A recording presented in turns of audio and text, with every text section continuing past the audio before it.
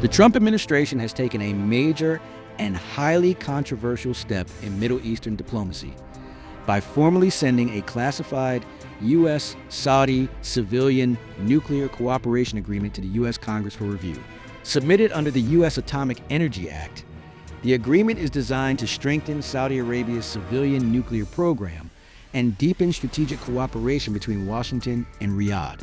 The deal builds on an accord originally signed in Washington by U.S. Energy Secretary Chris Wright and his Saudi counterpart. Officially, the agreement is about peaceful nuclear energy, but politically, it is about much more than reactors, electricity, and technology. At its core, the pact is now connected to one of the most sensitive diplomatic issues in the Middle East: Saudi Arabia's possible normalization of relations with Israel. The biggest complication comes from President Donald Trump himself. Trump has linked the future of the nuclear agreement to Saudi Arabia normalizing relations with Israel. That condition has created a major diplomatic challenge for Riyadh. Saudi Arabia has repeatedly made clear that any normalization with Israel would require a clear and irreversible pathway toward Palestinian statehood. But Israeli Prime Minister Benjamin Netanyahu has firmly rejected Palestinian statehood under conditions he believes could threaten Israel's security.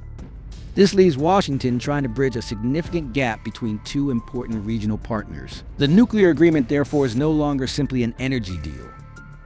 It has become part of a much larger diplomatic package involving Saudi Arabia, Israel, the Palestinians, and the broader future of the Middle East. The agreement's submission to Congress has now triggered a formal review process. Under the Atomic Energy Act, lawmakers have 90 days while Congress is in session to examine the pact. Importantly, unless Congress passes a joint resolution specifically rejecting the agreement during that period, it can eventually take effect without requiring a direct vote in either chamber.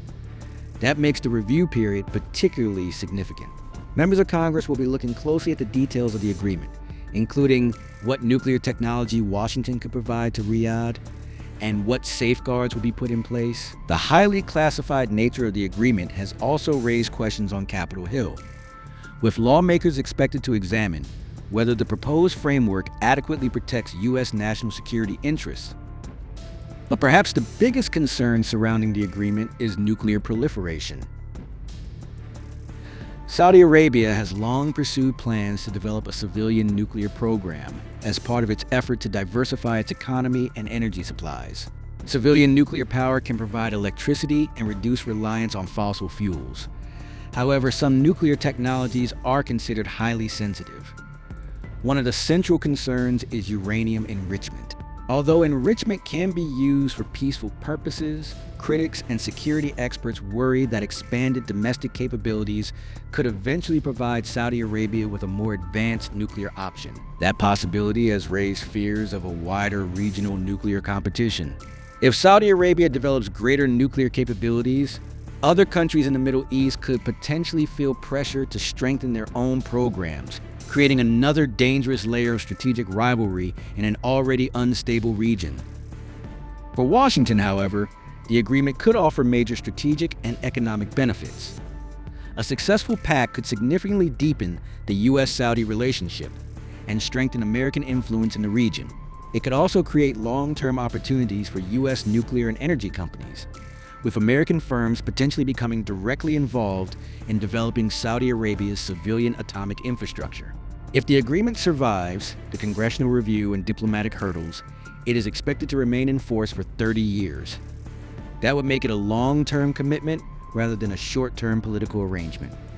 But the benefits come with major risks. U.S. lawmakers must consider whether the strategic advantages of closer ties with Riyadh outweigh concerns about proliferation, safeguards, and regional security.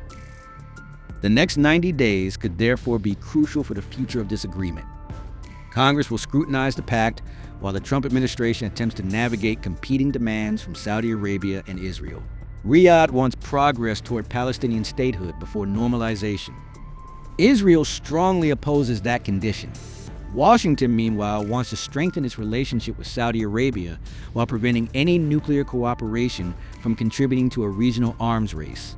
The Trump administration is effectively trying to connect civilian nuclear cooperation, Saudi-Israel normalization, and a broader Middle Eastern diplomatic realignment into one ambitious package. If these political and security hurdles can be overcome, the agreement could become a landmark U.S.-Saudi partnership lasting decades. But if the differences remain unresolved, the nuclear pact could become trapped by the region's deepest disputes over Israel, Palestine, security, and nuclear ambitions. For now, the clock is ticking in Washington, and the outcome could have consequences far beyond the nuclear sector.